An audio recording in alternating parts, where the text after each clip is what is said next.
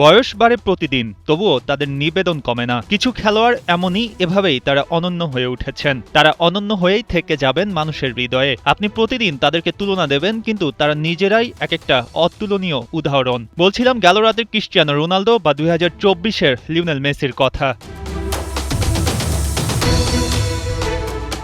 Ronaldo এখন এমন এক ফিগার, তাকে এড়ানোর কোনো সুযোগ নাই। সৌদি আরবে গিয়ে খেলছেন, অনেকে বলছিলেন টাকাই সেখানে সব। তা বটে, অর্থের প্রয়োজনীয়তা থাকবে, আর অর্থ একটা বড় কারণ, কিন্তু অর্থই তো সব না।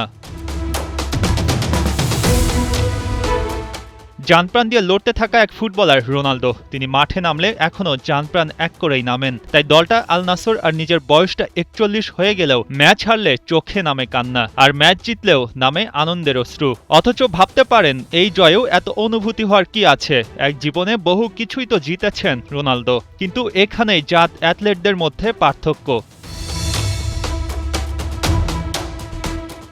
এবার আসা যাক মেসির আলোচনায়। আর্জেন্টিনার হয়ে 2022 ফুটবল বিশ্বকাপ জিতেই অমরত্বের স্বাদ পেয়ে যান এলএম10। আর কিছু কি দরকার আছে তার জীবনে? কত প্রতিপক্ষ, কত দলগত শিরোপা, ব্যক্তিগত ট্রফি জিতেছেন। মেসির তো সব পাওয়া হয়ে গেছে, কিন্তু না, ওই যে বললাম, জাত অ্যাথলেটরা একটু আলাদাই হয়। 2024 কোপা আমেরিকার ফাইনাল, প্রতিপক্ষ কলম্বিয়া। ম্যাচের সেকেন্ড হাফে ইনজুরিতে পড়েন মেসি, আর তাকে মাঠের বাইরে যেতে হয়। তখনও গোলশূন্য হয়ে আছে ম্যাচ। সাইডলাইনে বসে চোখের পানি ধরে রাখতে পারেননি মেসি, বাচ্চাদের মতো কাঁদছিলেন। শক্তিশালী কলম্বিয়ার সাথে ম্যাচটা কি হয় তা নিয়ে শঙ্কা তো ছিলই, তবে শেষ পর্যন্ত মেসির দল শিরোপা জিতেছে এক্সট্রা টাইমে লাউতারো মার্তিনেজের একমাত্র গোলে।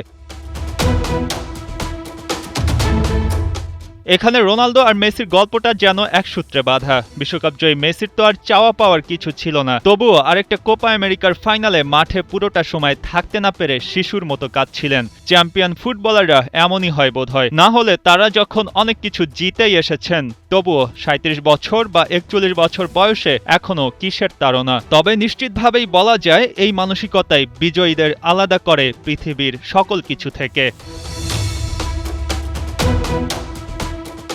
মঈন হাসান, 71।